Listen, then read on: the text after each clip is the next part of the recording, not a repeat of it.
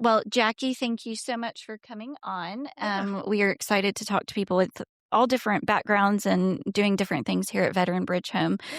So will you first kind of just tell me your journey or story of how you got here? Oh, that's a good one. So I met my husband in 2015. He had just gotten out of the Marine Corps. He was real cute, and I swiped right on Tinder, and we had a couple of great dates. And so I was like, this boy is real cute. He said we should go to this car show, so I guess I'll do that. Now, 10 years in, I never, like, you couldn't catch me dead at a car show. But at that point, I was like, well, he's real cute. I guess we'll go. So, I went with him, and VBH had a table set up, and we walked up. Just, he's military. He saw camo and was like, maybe those are my people. And we walked over, and his entire body language changed as he was talking to the people at the table. And I had never seen him that relaxed in public. I had seen him that way at home, but then we'd go out and he was like real weird and awkward and funny. He's a dude who, the second that you get to know him, he opens wide up, but until he knows you, he's like weird and clamped down. And so he walks up to this table and immediately his body language changes, and he's so good with everything. They're talking and vibing, and between cars and the military, it was basically just letters and numbers. And I was like, I don't know what we're talking about, but I'm glad you're happy. You look great. And we walked away, and I said, what was that? And he said, well, they were military. And I said, like, okay, what does that mean? And I understood then that it was, this immediate sense of calm, this group of people who understand you, who get you. And so I was like, okay, they're doing something kind of cool. I'm going to keep my eye on them. And so I lovingly tell everyone that I stalked them for 8 years and applied to a job. They passed on me and were like, nah, that girl's not a fit. And then 2 years later, I applied for a different job. And they were like, okay, maybe this time. So I ended up starting as an employment navigator. So my background is in employment and staffing and all kinds of things like that. And so started there. And now I have done a bunch of different jobs, but I'm currently the market vice president for the Triad market. Okay. And from what I understand from talking to people beforehand, so you didn't have the military spouse experience during the military. Nope. So you got the leftovers. I did. I met him after. So I have zero street cred about any deployments. I'm not going to say I wish I had the street cred. I'm just saying that, like, when you have conversations with other spouses, a lot of times the first point of connection can be, what base were you at? Or, oh, where does your husband deploy? Or wife deploy, depending. And I have no point of reference. I also don't speak letters and numbers well. So me neither. And I was in it for 20 years. So. Amen, sister. They come at me with an MOS and I'm like, listen, like, love to hear it. Say it in English. So, all that to say, there's not a real great support system for the spouses that come after. And so I always try to make that distinction, only because, of all, if, for a podcast, y'all might be looking for someone to be able to talk about what it's like from that perspective. And unfortunately, I don't have a point of reference. However, I think it's really often overlooked when you never had the support system of the military and you now are married to a military person who is dealing with PTS and has the transition happening in their life. They're trying to figure out where to land on 2 feet, and you have no tools or resources to lean on. So it was an interesting journey. We're 10 years in now, so I guess he's stuck with me for life. I'd hope so. Listen, I'm not the first, but I am the last. Well, and I think, there's some blessings in that, and there's other hard things because, being a military spouse for so long, we also build up resentment against, our spouse and the military in general. And we're like, no, you're done with this. And even now, he wanted to get out a job and do contracting. And I'm like, no, we are done with this. And it's built up resentment. But what I say is the hardest part of the military you have endured, which is retirement. Yeah. One of the things that I saw with many of my friends, their spouses getting out, they had stayed married the whole time. They were in the military, 20 years, figured it out. The spouse would get out and they'd get divorced.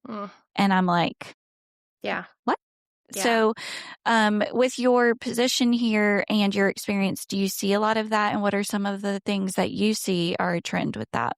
Yeah. So, I mean, with my experience, my husband was married, well, twice while he was in the military, and he has a daughter from his previous marriage. And so seeing the relationship that he has worked to build with his ex-wife to, continue to maintain a relationship with his daughter has been really eye-opening, because the person that she knows is certainly not the person I know. And I think that can be really challenging, right? Like, I understand now more than ever that his priorities while he was in the military are very different, or were very different than the priorities that we have now. And so I can understand why it didn't work, right? Like, there's needs that we all have, and the way that he was choosing to care for his needs while that was his job wasn't sustainable. And he will tell you that himself. So I think that I can see why that stress would exist. I see it here for sure. I think you hit the nail on the head when you said transition can be one of the most difficult periods for, someone who is military. I think the reason that we exist at BBH is kind of that transition, right? It's any point in life when you're in transition. We'll take care of anybody. But I think the most often that we see someone in need is when either they're in the midst of that initial transition, or that initial transition didn't go well and now they need help after the fact. Mm-hmm. And so I'm not surprised. I do see it regularly where relationships really feel that strain. And to be fair, there's seasons of what you're dealing with and how you're processing that.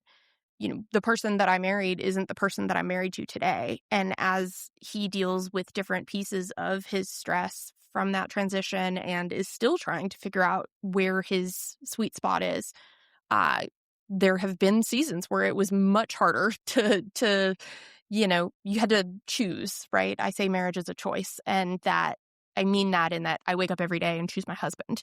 And some days that choice is a little bit harder than other days. So, Mm-hmm. I think that's a stress that is absolutely makes sense to me given all of the things that are happening at that one time. Right. And I think a lot of it is unmet expectations. Oh, yeah.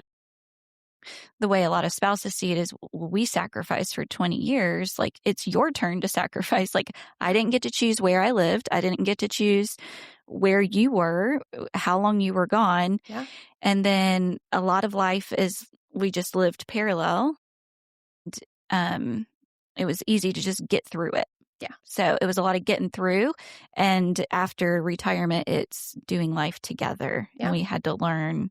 But I say the same thing. He's not the same person that I married. But I think that goes with any type of marriage or career. Like, every 5 years, it's a different person that you have to choose to stay married to.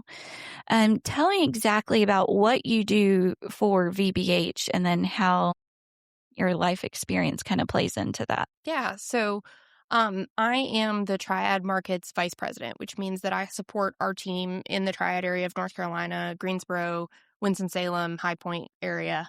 And the way I see it is I live to make their jobs easier. So they are the boots on the ground. They are client facing. They are partner facing. They are employer facing. And they are creating the events in the community that help us to get access to service members, veterans, and their families. So my job is to support them. I'm a conduit between our headquarters element and our market element. So um, some days you can catch me at Richard Childress Racing for coffee with the team, and there's about really anywhere from 200 to 900 veterans who gather once a month for coffee and donuts and breakfast, things like that. So you can catch me there.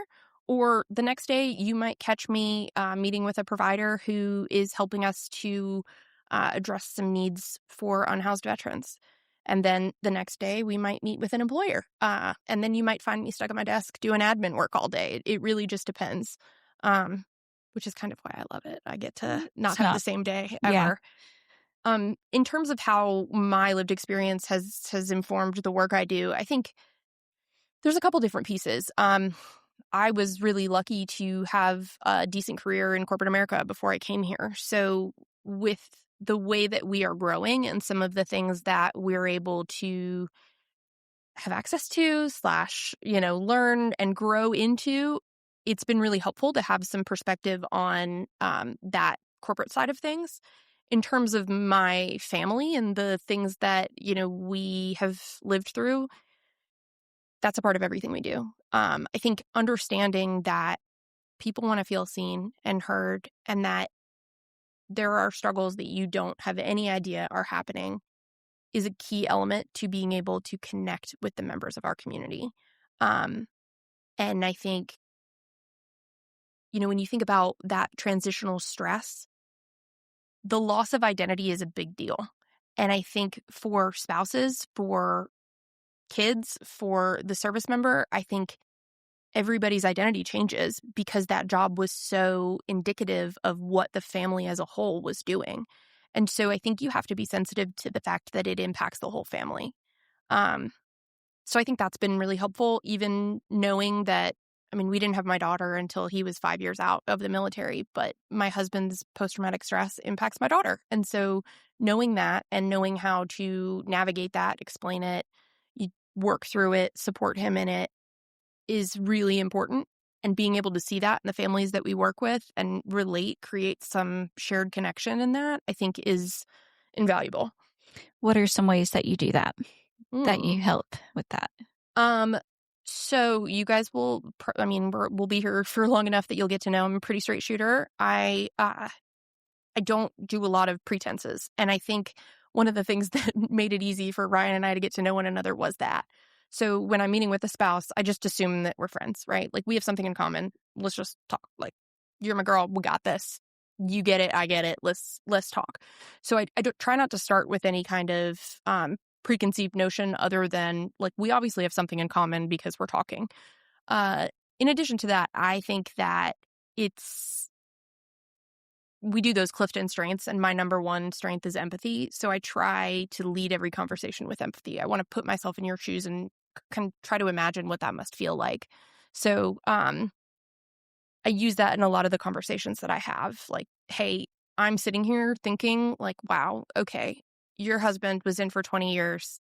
You have a husband who is also special operations, which means your experience is even more unique compared to your average service member. It also means that, you guys are a few years out, which means that transition is still pretty fresh for you guys. I'm sitting in my brain trying to put myself in your shoes, feel what you feel, and then imagine what I say and how it could be received. So I try really hard to relate to your experience and then to also try to give advice or give help or align with resources that fit your specific needs, because nobody wants to go through the whole Rolodex of options. So, Yeah. Would you share what you personally feel like, how you have to adapt to your husband's PTSD? And you mentioned your daughter. Like, how do you see that within your own home, yeah. which is equipping you to help others? Yeah. So I think my husband's had, he's, sorry, he's had multiple concussions. So he has a history of TBI. And about 3 years ago, he was in a car accident that was a really specifically bad car accident. So it kind of layered on top of what was already existing. So when I met him, he did not have as many, I don't want to say deficits, but as many impacts from his TBI as he does now. So over the past 3 years, it's been a real learning experience for me to better understand spouses whose significant other is dealing with TBI. This is one specific example, but I think it's pretty demonstrative of what you're talking about, which is that experience of understanding, okay, what's the TBI and what's just like how we're rolling these days. Initially, my husband was a different person. Like, I didn't know that guy. He had a really short temper. He had some outbursts of just frustration. It didn't help that there were some medical problems. Like he had a disc in his neck that was not broken, but burst. And he had a tear in one of the tendons in his shoulder as a result of that accident that wasn't diagnosed until at least a year after. So the combination of TBI and chronic pain created a person that I don't know.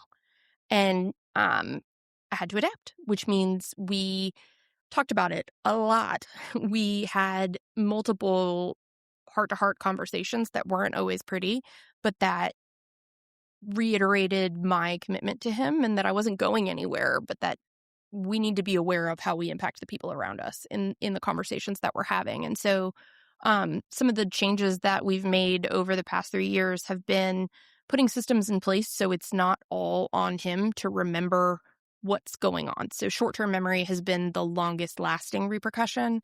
And I think it's little things like yesterday, Charlotte, bless it, there was wind. And so we decided we would cancel school because it's windy. Because, of course, the girl in Pennsylvania in me is like, I could never. But school was canceled. So there's a login for her work from home, her school at home portal. And I have given it to him. And he's like, hey, how do I get into this thing? And I'm like, you go to the website and you type in the username and password that I've already given you. That's key there. Didn't seem unique to me. He could not make it happen. He's like, I did the thing that you told me to do and it didn't do the thing. And I'm like, bro, are your eyes open? Like, what are we doing here? But we joke a lot. That's one of our coping mechanisms. So the two of us I'm like, dude, are you serious right now? And he's like, I don't know. It's crazy. You're smarter than I am. Here you go. Right. And I'm like, I'm not that smart. We're just typing letters and numbers into all that to say, I think one of the things that we do well is to cope through humor. So those little things that happen that are, he should remember this. This isn't like a super hard thing. And also he took a picture when I showed him last. So like the information does exist.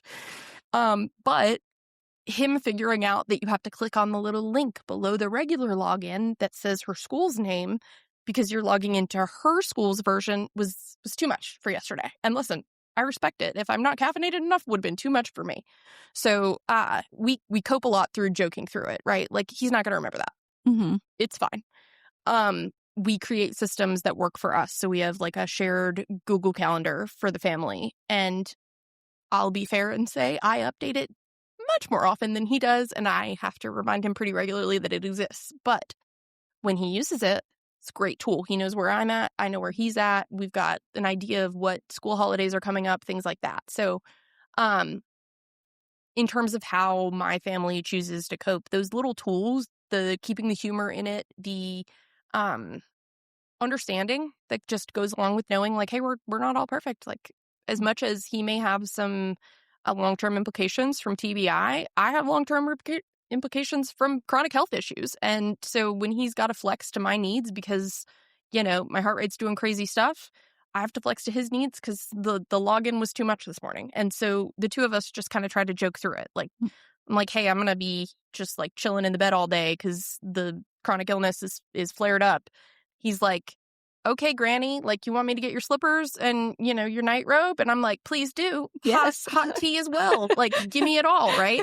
And so I think we just try to keep the levity in it because at the end of the day, there's nothing we can do, right? Like these things happened and our brains are reacting the way that they do. And so as long as we're using the different modalities that are available to us, we're doing the best we can.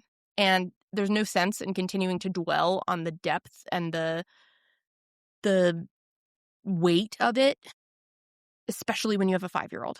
Right. So we've found that coping through humor works. Olivia gets in on it. She's definitely funnier than the both of us and more sharp-witted than either one of us. And so she will let you know. So, she's like, Dad, how do you not know that? And he's like, girl, when was the last time you remembered something? And she's like, uh-huh. And, we caught her on that, right? So we have a lot of fun. We laugh a lot. Yeah. It works for us. Well, and I would say no matter how long you've been together, like he's been my boyfriend since I was 11. Ooh, girl, y'all go way back. So, yeah, we go way, way back. But even now, like we're still learning stuff about each other. Oh, yeah. Even though we grew up together. Like we know everything about each other. But, recently it's like, oh, the reason I do that, Brandon, is because my ADHD. That's how I coped with that mechanism. Yeah. That's my coping mechanism. I do this so that I do that. So I do this. So I do that. Because he's like, I don't understand why you do this. And then I'm just now learning why I do things the way I do yeah. it. But I'm also a problem solver. So I'm like, oh, there's a problem. Okay. Yep. Google Calendar. We've got that. We've got our skylight calendar on the thing because our son has a touch of stuff and needs to know everything that's going to happen every day, all day, color coded, Yes. everything. So it's like, I want to fix the problem and I want to fix it right away, but he needs to sit in it for a minute and like rewrap his brain around it. And I'm like, we don't have time to sit in it. We have 5 kids. We got to get moving. We got to get going. Let's go. Yes, girl. So it's realizing I need to do stuff and he needs to let me do stuff and he needs space and I need to give him the space to not fix it. So yeah, I get it. But we didn't have to do that for 20 years because I'm like, you're home for how long? 3 weeks? Okay, we can make this work for 3 weeks and then he's gone. We're going back to our way of doing stuff, how we always do it. So it's just that transition of being like, okay, now we have to like figure out how to make this work. The roles evolve, right? I Yeah. think that's the thing that sometimes we can forget especially when a military culture is how someone grew up, right? I think of this all the time that Ryan and I both have a lot of the same things, right? He has depression, I have depression. He has anxiety, I have anxiety. He has ADHD. Hello, hi, I'm your wife, also ADHD. And so when these things happen, you're like, okay, my approach to managing my ADHD is to like live by my planner and to, clear my space so there's the least amount of distraction. Ryan's version of coping is to put the brightest lights on ever and to have clutter everywhere. And so like we have separate offices for that reason, right? You got to figure out a way to like, I'm going to let you do you and I'm going to do me over here.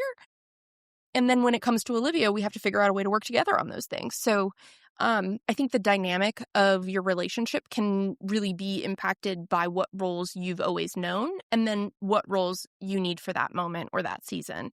I would say that's probably one of the harder adaptations that we have to make pretty regularly on, for this season. Maybe I'm going to have to be bad cop and you're the fun dad. And I love that for you. Mm-hmm. Also, she's going to bed. Like, we're making bedtime. That has to happen. He's like, but we're watching a movie. I love that movie for you. We're going to bed because she's going to be a terrorist if she goes to bed at 10. So I think kind of being nimble to what role your family needs at that moment and accepting that your spouse is in the same journey that you are of figuring out how to raise however many kids you got. I only got one. I have a stepdaughter and I have my baby, and the 2 of these girls are bless you for 5. Bless you for 5 because I'm not equipped. So I think it's that understanding that the roles are always evolving depending on what your kid needs and where your kids are at, what season you're in. Right. For as far as Veterans Bridge, you said you stalked them. What was so much different that you saw about their organization, your organization, compared to other ones? Because you go to see booths at all these different places. Why was it like, I am fascinated with this one? So I think I trusted them because of the experience I had seen with my own husband. I worked as an external partner for them way back in the day. It was probably like 2016 or so, where they would send me candidates who needed a job, and I was working in staffing. And so it would be someone who had some like more manual labor skills, and we would try to connect those veterans with obviously the best jobs we had available. Now, to be fair, staffing is staffing. It is super crazy and not super fun, and a lot of people hate it, and I get that. I'm thankful to have made it to the other side. I tell people I'm a recovering recruiter. But I think having had that firsthand experience working with them and seeing what they were willing to do for the veterans who came through, and then also understanding that wraparound care, that it wasn't just employment, that it was like everything that they could possibly need is supported through one organization, made it even easier to align these candidates with jobs because, we could tell the warehouse manager who has a weird stigma about veterans that like, actually, this veteran's great and they have a whole support system. Like you're worried about nothing. So I think the more research I did, the more I got to know the organization, the idea of how they characterized, or we now characterize veterans, was very appealing to me. I never saw my husband, and I'll joke about it all day, but I do not see my husband as a broken veteran. I think that narrative is whack. And I think it's really important for us to understand that, like, no one is perfect. Everyone has flaws. And if we're going around calling people broken, then sign me up because I'm more broken than he is. And so I think that doesn't do anything to support people's growth or establishment in their communities. Veterans Bridge Home supports veterans so that they thrive in the communities where they live. And that, to me, was exactly the message that we were both saying at home, and that really resonated for both of us. So being a part of that and getting to help other people do that, I was like, yeah, I'm down for that all day. Mm-hmm. One thing that Brandon and I have realized from talking to other people with PTS is that a lot of them joined the military, but their PTS was actually from before the military service. Yep. And so a lot of their healing is just taking them back to childhood. Yeah. So I think, what you're saying, they see veterans maybe as broken people, some organizations, but it's like we're actually all broken. They just decided to serve and do something with themselves to leave the broken environment. And it needs to be this balance between this like over glorification, but also realizing we're all broken humans that have stuff going on. Exactly. They just get compensated for it, fortunately, which is good for us. We'll take it. So, yeah, we'll take it. You broke him more, but we're all broken in our own way. And so, listen, at least he got broken doing something cool. Like, listen, my husband's neck is all jacked up and shoulders are all jacked up. My shoulders hurt too, and I got no good reason for it. Which he can be like, I was a turret gunner. I'm like, that less cool. Me, really, really heavy purse for a really long time. Sorry. Like, I got no excuse. Exactly. What is one of the things, like when you wake up in the morning, that just keeps you going as far as the job and helping people? Like, where are you like, I'm so excited that I get to do this every day? Yeah. Or vice versa? What is the aspect of it that you're like, I don't know? I think, so I've said this since I got on, which is, this is my dream job. I've always wanted to help people. So there was a long time ago when I was 18, I went to college and was like, I want to be a doctor. And then I took Chem 112 and was like, Dr. Angel, I appreciate you. So this is my blank final because I learned nothing this year. And chemistry is not for me and doctoring is definitely not for me. All that to say, I always knew I wanted to help people. I graduated from South Carolina at a weird time when nobody wanted a graphic designer, and guess what I was? So knowing that and being able to have this kind of weird journey that got me here, being able to finally help people, like truly help people, and not like making money off of people going to work, just helping people, that jacks me up every day. And then to know that we are working to do big things. So I tell people all the time, like, we connect, lead, and advocate. And the advocacy is on a local level, it's on a statewide level, it's on a regional level, and it's on a national level. To know that we can go from first name basis with a veteran who needs some help to testifying on Capitol Hill to informing, moving forward plans with the VA or with the CVEBs or whatever. These are really cool connections to be able to make. So, yeah, I love it. There's such a scale to the work that we do where, one day you can be working with that veteran face to face, firsthand, and then the next day you're advocating at, a statewide conference or something like that. So, that definitely keeps me super engaged. Yeah. What's one of the most difficult things that you have to do? And like you feel like you're constantly wanting to bang your head on the desk because you're trying to do this thing. I would assume something with Capitol Hill. Actually, I think some of the more difficult interactions can be when people aren't ready for the help that they're asking for. I think especially because empathy is where I start. I can put myself in your shoes. I can feel the chaos that you have. I'm right there with you mentally, right? Like, people say vibes, but like you can feel it, right? But you're not ready yet. You haven't fully accepted that you need help or that you need a leg up is so hard because I have what you need. Just come my way. Come on. And you can't always convince someone that that's the right thing for them in that moment. And so being able to say, hey, we'll be here no matter what. You come back when you're ready. It breaks my heart every time. Yeah, that's something that we are continuously saying and talking about is like, why won't people get help? And that's why we do the podcast, because people can listen to the podcast. There's no commitment to do anything. Yeah. It just starts planting that seed of like, there's these things out here. There's ways that you can work on this. There's people that want to help you. Yeah. You know, Brandon was just talking on the last one. He doesn't want to feel like charity to people. So how do you kind of convince people like, you're not charity? I see you as a whole human. Yeah, I think I always explain it this way. Veterans Bridge Home is basically like a switchboard. So there's 4,000 different nonprofits out there that all they want to do is make a difference in somebody's life. You come to me and I'm going to make sure that you only have to talk to one that's the right one for the need that you have. And in doing so, it is customized for you, but it is fulfilling something for them.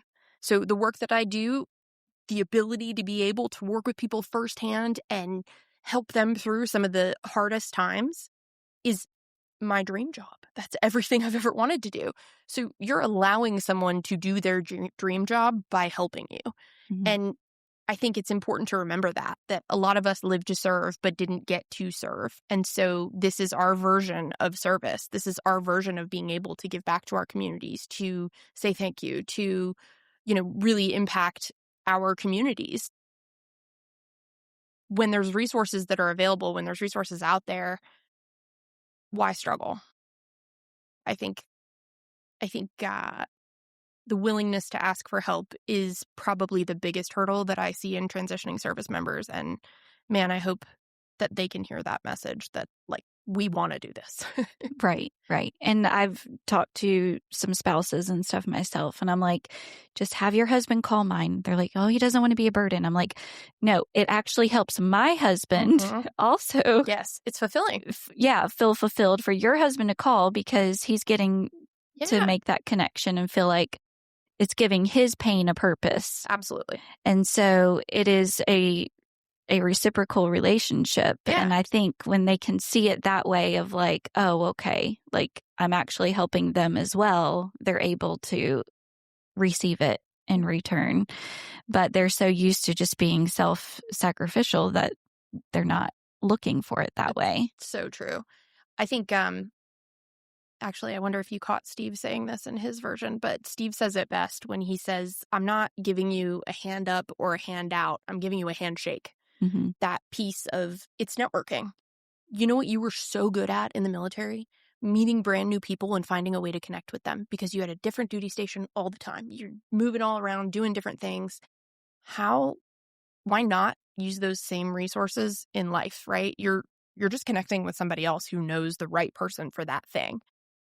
You go to a new city, you get stationed somewhere different. You're going to ask, hey, like, where do I go for the barber? Like, who's the good one and who's not going to give me a Bears cut? Like, cool. Okay. Yeah. Ask that for here.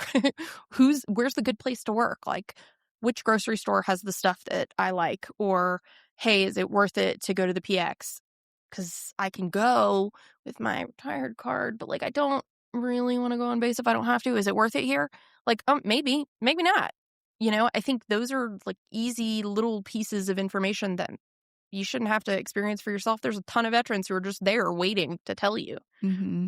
So we talked also about the social events. Are you helping organize and facilitate all of those in the Triad area? And what are some of the things that you see come out of that? Yeah. So I'm a nomad at VBH. I started here in Metrolina on the Metrolina team, and then I went to HQ, and then I went to the Triad market. So I've been super lucky to be able to experience a bunch of our different markets. And the one thing that rings true in all of them, the gathering of veterans is a unique and beautiful thing. I say to my husband all the time, y'all never met a stranger. Like, and I know this is a gross overgeneralization, but like truly only the veteran community shows up to something and like you immediately have 5 new best friends and you got 3 recommendations for really cool things that you needed to do or you had to figure out. And they were like, oh, buddy, let me tell you, like nobody does that in the civilian world. Like truly, I don't go to the grocery store and leave with 3 friends because I noticed that guy walks a certain way. But my husband every time is like, you and you. Yeah. Oh yeah, we're going to go shoot next week together. Like it's so exciting. So I think those social events are invaluable. In terms of what I've seen in the Triad is really cool because it's a different demographic than who we see in some of our other markets. A lot of times we see younger veterans, I would say people who are, they have young families, they're transitioning out, or they're just a younger demographic. In the Triad, we have a really high population of Vietnam vets. So we get the joy of being able to host events for them. So one of the biggest events that we do every month is this coffee at Richard Childress Racing. And it's so funny because these guys have no filter and they are so excited to see one another. So I'm going to tell you a quick funny snippet because everyone should enjoy this. We had coffee this past week, and we had a really cool program that Don Timmons, one of my teammates in the Triad, created, where it was partnering with the Humane Society for a program he decided to call Battle Buddies. And, you are deployed somewhere and there's a dog that shows up wherever you are and it gets adopted, and the many people love the dog, right? It just like shows up. You're like, cool, this is it. For my husband, it wasn't like a stray. It was that they had dogs that slept in his tent, like some of the working dogs. So regardless, everybody knows like the dog comes around, you're going to love on that dog. Well, he was like, why shouldn't we do that in the civilian world?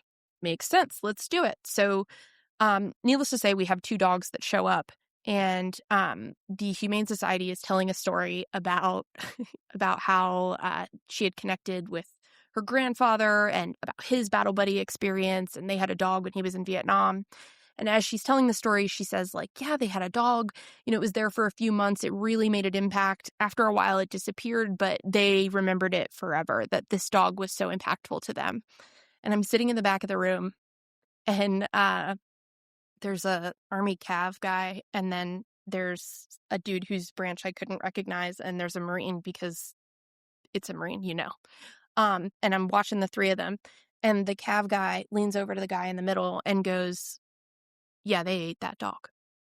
And I'm like, we're here for puppies. Like, I showed up for we're not eating dog. Like, what?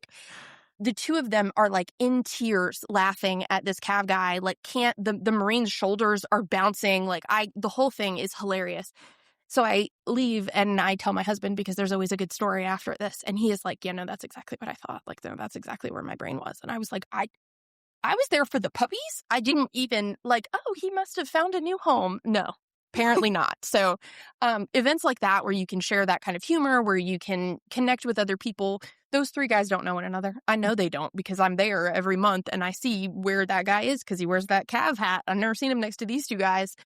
All that to say, like, man, that kind of connection is so valuable. And so it's been really cool coming from a younger market like Metrolina to see that same connection happening with Vietnam vets. It's beautiful what they have going on. So we've been really lucky up there. Yeah, I think they kind of speak a different language. Yes. And Brandon encounters that a lot. He'll be talking to people and they're kind of like, oh, like feel sorry for him. Yeah. And then we had a whole experience I won't go into, but essentially he didn't get a job. We sold our house and moved for a job somewhere. And because he took CBD oil. Of course. Yes. He failed the drug test and therefore didn't get a job. And so all these people are like, oh, I'm so sorry that happened. And his friend's like, so you are literally a homeless vet on drugs. And like, he like, yes. it was like, thank you. Exactly. Somebody that can just like speak my language and like laugh it off, because everybody else was like, oh my gosh, and just felt so bad for us going through it. And he just appreciated the candor and honesty about it and be like, yep, here's our situation. Now let's move forward. Yeah. So I definitely think creating that network, what's difficult, and I think Steve even touched on it, was they get out of the military and they're done with the military. Mm-hmm. So it takes a long time for them to be like, okay, yeah, maybe I should kind of get back around. So how do you find those military guys that have kind of pushed away from that community and that environment and are like, I don't want anything to do with military people, until they realize, oh, wait, those are the ones that actually say the things I need to hear? I think there's two things. So I think, overall, one of the things that worked well for us in my marriage was me recognizing that the military is a different culture and saying that, like, hey, bro, like, I can't meet that need for you. Like, I have a dark sense of humor and I can hang all day, but, like, I can't do or relate to the experiences that you had because, unfortunately, I didn't have that experience and I wasn't your spouse at that time. So I think identifying that that is valid and it is different than what you can get in the civilian world is the first step of saying, like, okay, this is a need and we need to address that for you. I think secondarily, the sometimes it's experience.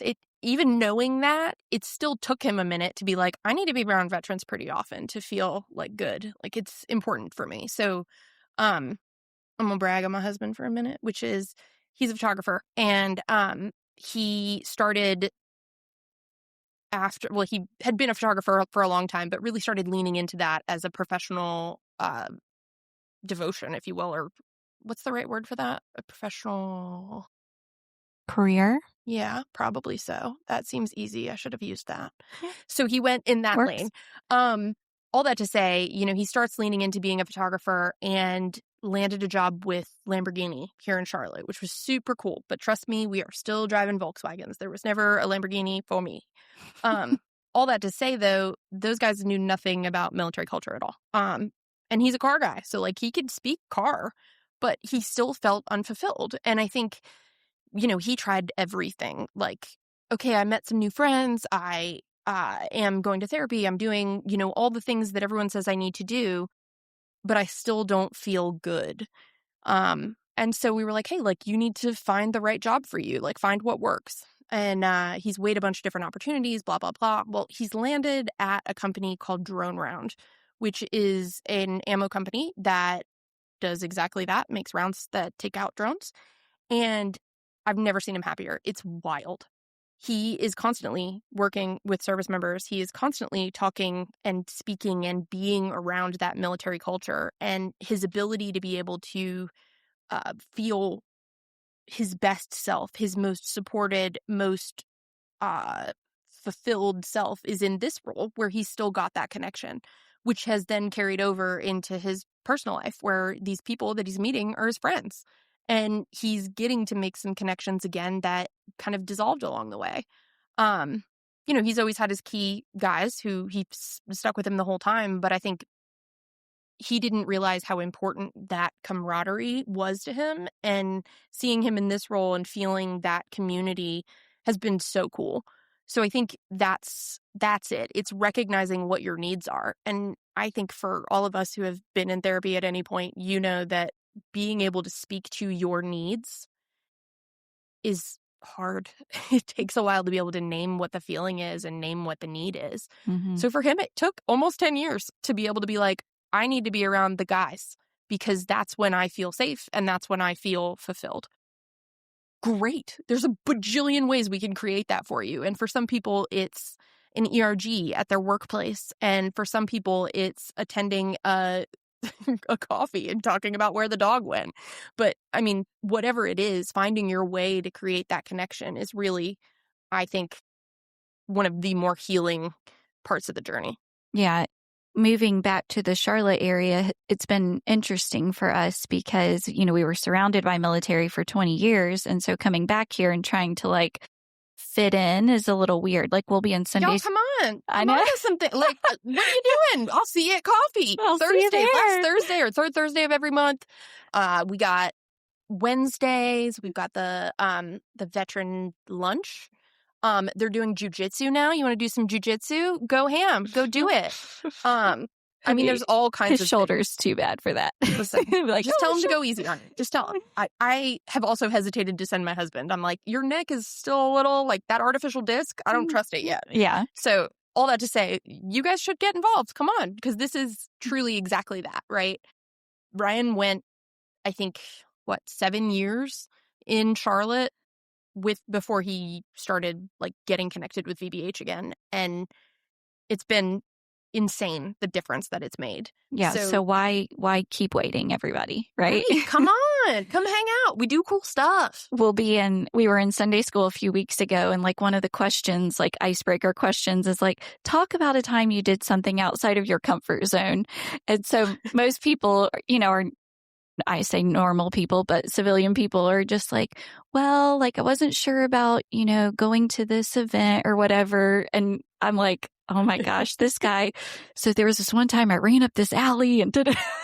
Right? Like he just doesn't even talk, because if Brandon talks about questions like that, everyone else is going to be like, I tried cooking pot roast. No, but that's real. That part of it is so funny to me because like I not the same, but there are certain experiences that you have and your threshold for weird changes significantly when you've been through PTS, that like there's something that happened that was a little out of pocket that like rearranged some things upstairs. Whatever that thing was, in my family, we joke about it, but I think it's a lot of people's way of coping is to be able to like make light of the thing that rearranged the upstairs. And so to be in a room with people who like don't quite get it, you're like, I need to watch my words and say the nice, kind words of the things that are socially acceptable. Mm-hmm. That stress is absolutely unnecessary in the veteran community. So for y'all, come hang. You could talk about all the weird things you did in the alley because you got 85 other guys who were like, oh, dude, I remember that alley. That place is crazy. Yeah. My husband has like 47 different stories about weird, like his aren't even cool. They're just like weird marine things that you're like, if you didn't eat quite as many crayons, would we be here? We just talked about the crayon joke a few minutes ago. So true. But I would say even from a spouse perspective, like that's something because, I'll try and connect with other women sometimes and I'm like, okay, I'm being too much. I have to tone down. Oh, yeah, girl. But I've had to be a lot because I had to be everything for 20 years. I had to be mom, dad, business owner, a mechanic. Garbage disposals are my thing. I know how to fix those. Yes. Get me the hex key. We're kindred spirits because my diesel mechanic in the military husband can fix nothing. Like, I love him so much. He is so lucky. He's super cute because he is not the one. Like, if he takes something apart in the house, it will never go back together. You can expect that it will never happen. That's funny. I will absolutely get all up in that. Like, I'm a YouTube university kind of lady, so, like, I feel you on that. I also think the thing that people don't recognize necessarily for spouses is you had the same journey as your husband, that every time you went somewhere new, you had to make new friends. Something I've found as someone who didn't experience that but gets the joy of being around military culture a lot is this, like, fast friends kind of idea where you're like, we just met. Like, in the civilian world, I'm like, we're gonna like run into one another maybe once. I don't know if I would be the first to send the text that's like, we should hang out. In the military world, it's like, okay, so we're doing coffee tomorrow, right? Like, you want to watch my kids? Cool. I'll take your kids to, we got soccer practice, okay, cool, got it. Like, dinner, we can switch nights. That immediate familiarity initially was like kind of shocking for me, but I think it's one of the most beautiful things that both sides offer, right? The spouse, the service member, all of that. Your ability to go into a situation and be like, all right, we are brand new here and I'm just going to talk to somebody. Okay, let's go. That, like, I don't have that. Like, I'm such a chicken compared to Ryan. He's a weirdo and he walks into a room and, like, is weird, but, like, walks out with 5 friends. Like, if I show up to that room and act like you do, everybody gonna think I have lost all my marbles. But he ends up with 5 friends. So what I'm trying to say, and making a lot of light of it, is that, like, you also have had that journey where you've had to make friends quickly over and over and over again. And being in a community full of people who didn't have that impetus, that need, that pressure, like, wow, what a value add. Like, being able to do that in a lot of professional environments, but especially socially, especially right now with the world where it is so cool and isn't celebrated enough, I think. Yeah, I just am trying to figure out that segue as well, like coming back in. But I'm kind of frank like that. I'm like, hey, you want to be my friend? I'm looking for friends. No, for real. That's the thing is, just come out and say it. It's so refreshing. Don't change that about yourself. That's something that is like a really beautiful byproduct of your service. Keep that. Because do you know how often I think twice? Like, I have established friends who know things about me that nobody knows, and I still think twice before I send that text. I'm like, I wonder if she's, but like, this might not be a great, I don't know. I need more friends who are like, hey girl, I'm at your house. Open the door. Like that doesn't exist, and it should. There's not enough of that comfort, that familiarity, because I think military families know best that support system is what keeps us alive. It's Right. what keeps it all going. So we all need that, civilian or not. I think the military has actually figured out that, like, hey, no, that's actually vital. Let's name that. Let's call it a thing, and let's foster that for people because, like, I don't know, that support system keeps the deployments from not being impossible to survive. And I think this is the same as that. Life is hard. Why not have friends? Right. And that also creates another transition difficulty is because as spouses, we got used to asking for help because so this kid just broke their arm. Hey, Angie, can you come over and watch my other kids? They're sleeping. I got to take this one to the hospital. Or I'm packing everybody up. We're all going to go sit in the hospital forever. So, like, we're used to asking for help. They're used to just being told what to do, when, where, why, how. And so then when they get out, I'm like, well, let's just call this person. And they're like, no, I can't ask for help. I can't call that person. And I'm like, I've been asking for help for 20 years. It's fine. I'll call. And then, so it's like this whole conflict thing. So let me ask this question. Brandon, if she called somebody that was like a friend, a military friend, would you feel more comfortable? Like if you are plugged into the community, right? You have other military friends that are in the area, and she's like, hey, I'm going to need to like get somebody to watch the kids. You're out of town, whatever. She calls up another military spouse. Are you like, okay, that's probably more acceptable? Or are you like, still uncomfortable? Still uncomfortable. Okay. I'm the weirdo of weirdos where it's like, I should have been there to help my family. So. Okay. I got you. But it's because I was gone. I did the math. I was gone for like literally 50% of the time. Every time I left, dishwasher broke, washing machine flooded, car broke. Yes, of course it did. Kids were going to the hospital. I come home and I'm like, okay, I'm home now. I can fix it. Nothing happens. And then I leave. And so it's like every time I left, I'm having a great time. I'm at this driving school, driving race cars around a track and everything. And I get a phone call and it's like, I hate that you're gone. What happened? The dishwasher broke again. Okay, call Dad. No, I can't call Dad.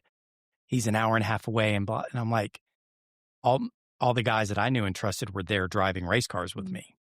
And so I'm really weird. I'm not the best person to talk to because. No, but that's fair. That's a valid perspective. And I think where we forget is the value of that circle. So if you were home and you were under the car and, you know, 85 things were happening, you would have called one of your friends. 100%. Yeah. And I'm learning that now. And I told her a couple of weeks ago, my brother and my dad live like 20 minutes away. Nice.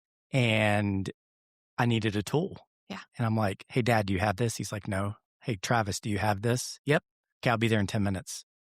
And it's like, oh my gosh, babe, I didn't have to go buy $100 pump because my brother has it. This is amazing. I can ask somebody for help. And I hadn't felt that in probably 5 or 6 years.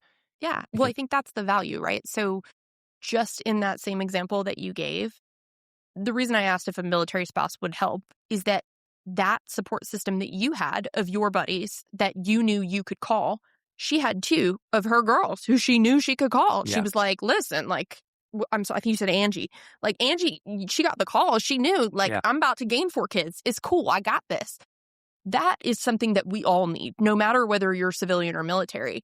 I can say from personal experience, I have 2 girls that I would call if the sky was falling. They're the same 2 girls that sometimes I think twice about texting them. And then they, you know, whop me upside the back of the head and are like, hey, lady, get your life together. Like, that ain't it.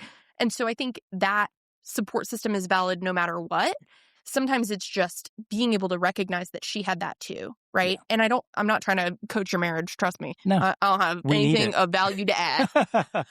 That being said, though, that's something I've learned from Ryan, is he's so good at knowing, like, okay, this is my support system. These are my people. Like, we needed some sort of saw for some DIY project I thought was a good idea. And he's like, oh yeah, I'll be back in 10. Like, my buddy has it. And I was like, crazy. And then I'll be in a similar situation. He's like, well, did you just call Stephanie? And I'm like, well, no, because I don't know if he's like, are you kidding me right now? Just call her. She will show up. It is fine. See, and I have that mindset you have. Yeah. It's like, well, I don't know, like if I call this person, they might be busy and she'll say, I've gone through the periods where it's like, I don't feel like I have any friends. Mm-hmm. She's like, oh, call this person or this person, just asking for coffee. And so it's a lot to be like, hey, buddy, do you want to go get coffee? And then I get the response back, yeah, but I'm out of town. Let's do it next week. And I'm like, oh, cool, great. Whenever. Next week comes and it's like, yeah, you never called. And so then it's that. And then she goes, well, you reach out to him. I'm like, no, he had his chance. I think, let me joke about this first. You sound like an Italian because I am one. I'm like, they're dead to me. It's done. Yeah. They messed with the family, right? Here's what I will say. I'm the person who also forgets to text back. Yeah. I'm also the person who will show up for you no matter what, right? So if you told me, if you had reached out to that person and said, like, I'm in the realness right now. I'm going to need you to come on by. Need somebody to talk to. They'd have been there. Yeah.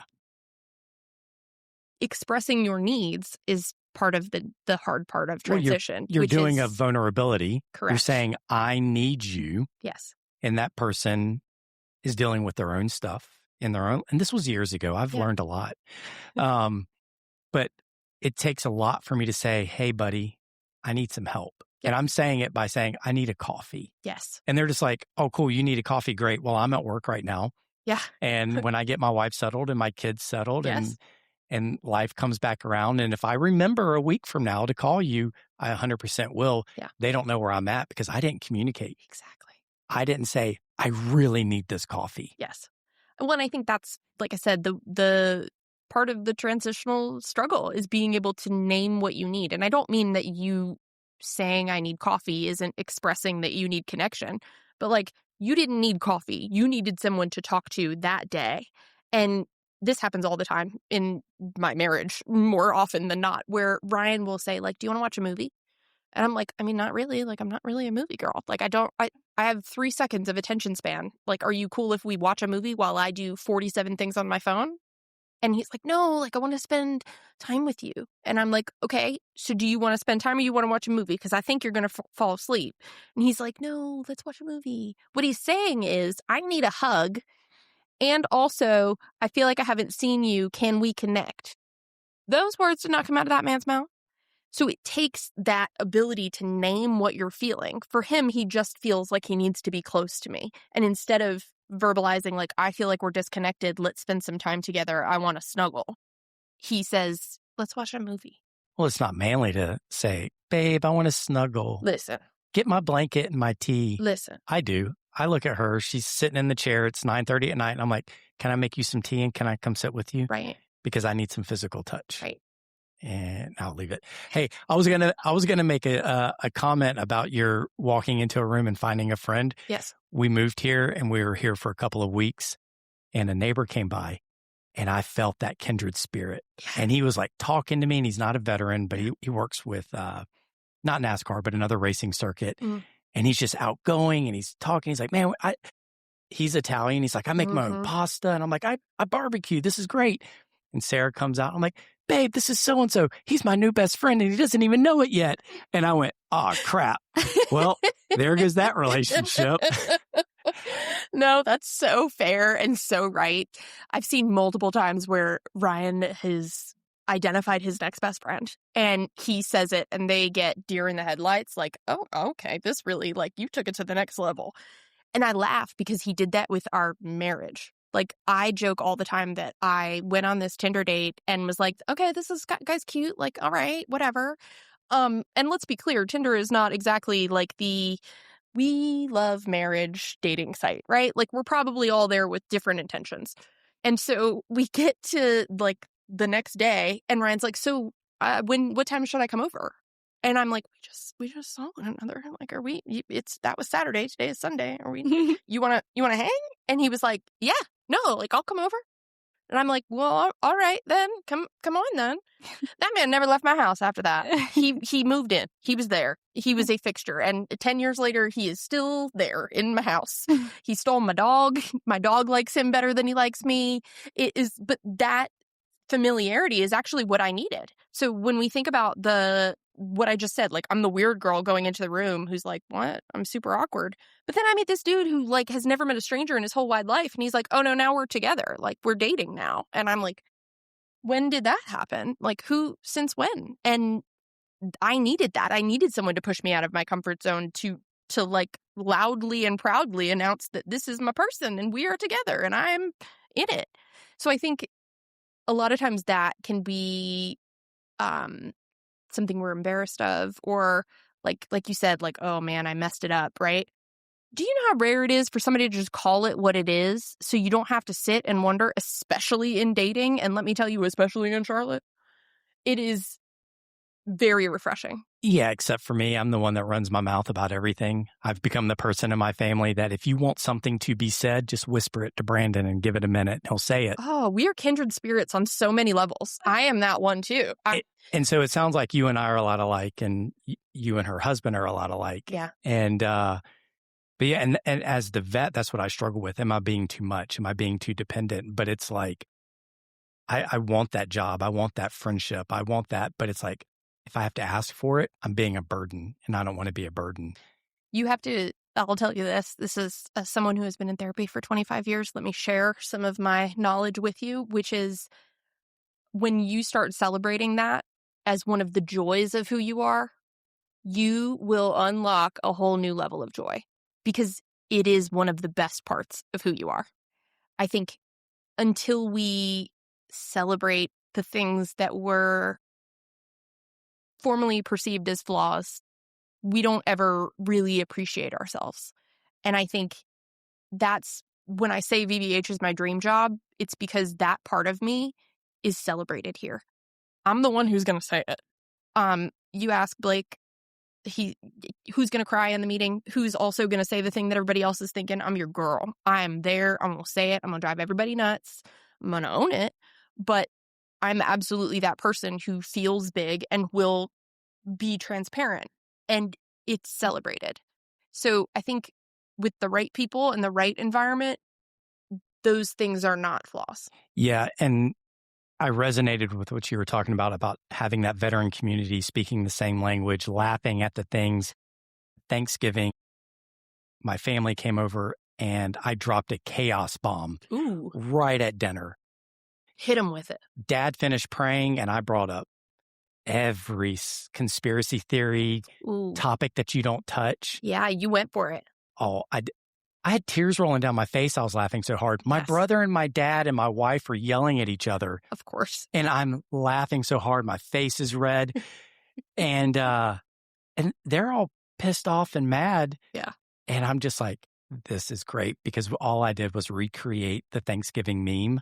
And I did it by just bringing up, hey, let's talk chemtrails. Hey, how's that vaccine status? Have y'all heard ICE is going to be in Charlotte this weekend? And oh my gosh. Did you think about why you did that? Maybe a piece of me likes to sow chaos. Do you know why? Why? This happens with Ryan a lot. The reason, like, I say that I married chaos, and the second I changed my last name to Donahue, it was like chaos done. People joke like with that chaos coordinator t-shirt. I'm like, you should tattoo that on my forehead. He feels comfortable in chaos because that's where he felt most secure with his friends. Oh my goodness. When was your favorite Thanksgiving? What are some of your favorite Thanksgivings? For him, it was collecting strays on base and having like an insane party ridiculousness on Thanksgiving where like no one's really sure where the turkey is or if it's cooked, but like everybody was together and it felt great. I resonate with that because I'm Italian, and like chaos, I mean, like a good dinner is everyone screaming at one another. So I think that celebrate it, right? That is the good stuff. Like you're creating an environment that you love. Why not? And especially on a holiday, celebrate that thing. Like, hell yeah. But everybody else got to come to the table ready to know that the chaos bomb's going to be here and we may or may not engage, depending.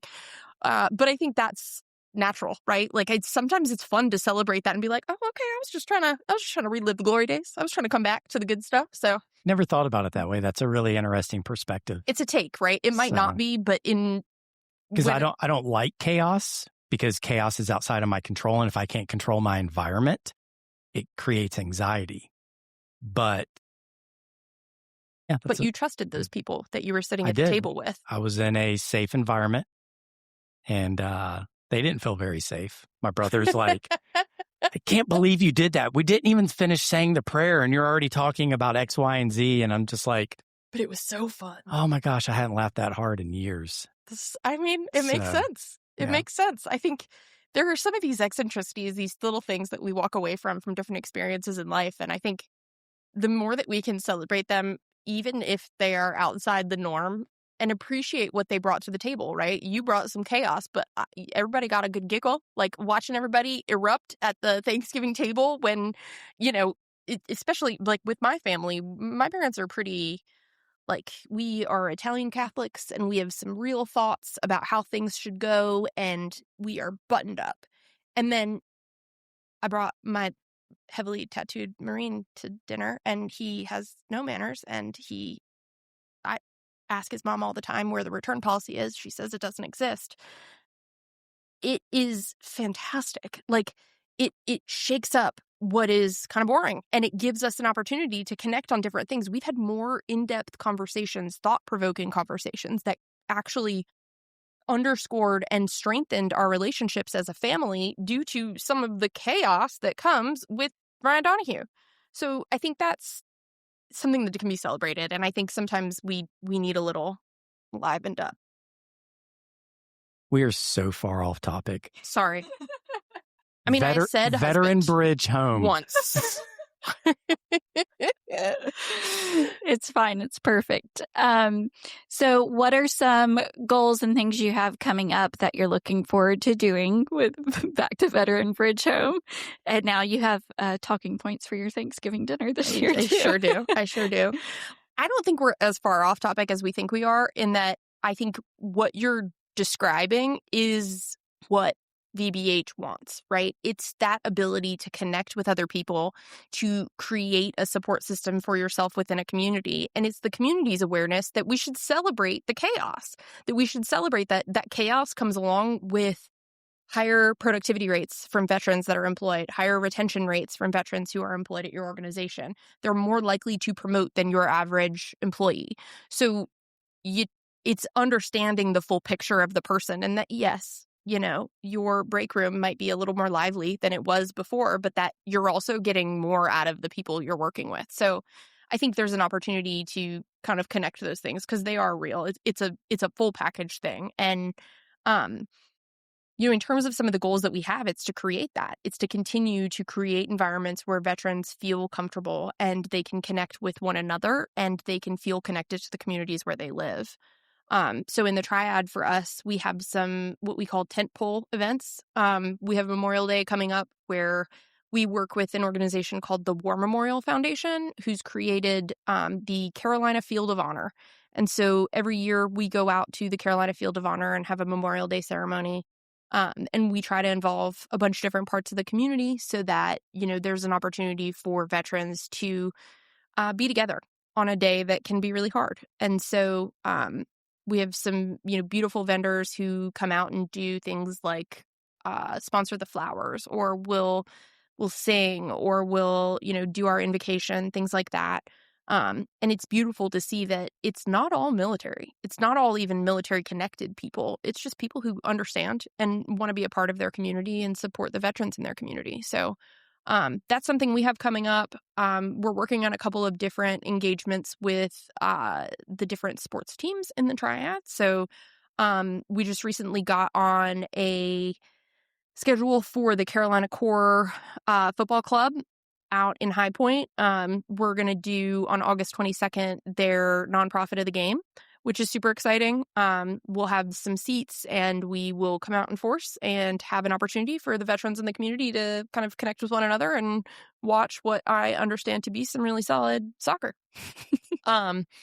There's also we're in some talks with the Greensboro Gargoyles to do a similar thing for a hockey game. And I can tell you, my daughter will be there in the front row because no one loves hockey like Olivia Donahue. She likes when players go in the ice box. That's what she says. So, anything like that, right? We're doing a bunch of different things to try to make sure that people have opportunity to connect. And then my teammates are amazing. So we have 3 different teammates, Olga Perkins, T. White, and Dawn Timmons, who handle everything that's going on in the Triad. Olga has been doing some really great work to connect different providers for us. T does some excellent work in connecting with different employers, and Dawn handles all of our community engagement. So the 3 of them work their butts off, and I think the goal for this year is to just further amplify our presence in that market and do that through some of these recurring events and partners that really get what we're doing and want to be a part of the mission. Awesome. Well, thank you for sharing personal stuff, your work Absolutely. stuff, and everything you're doing to help the veteran community. We really appreciate it. Oh, happy to be here. Thanks for the opportunity. Thank you.